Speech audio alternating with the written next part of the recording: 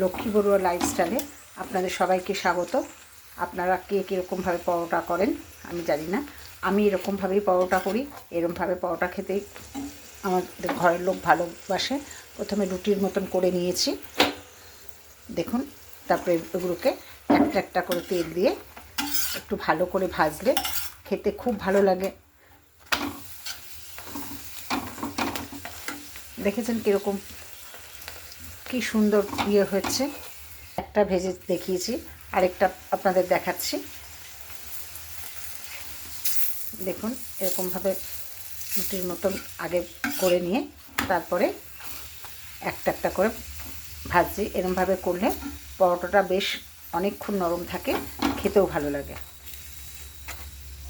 আমার এরকম ছোটো ছোটো মিনি ব্লগ দেখার জন্য আমার চ্যানেলটি সাবস্ক্রাইব করে রাখবেন। ভালো থাকবেন, সুস্থ থাকবেন, নতুন বন্ধুর পাশে থাকবেন। টাটা।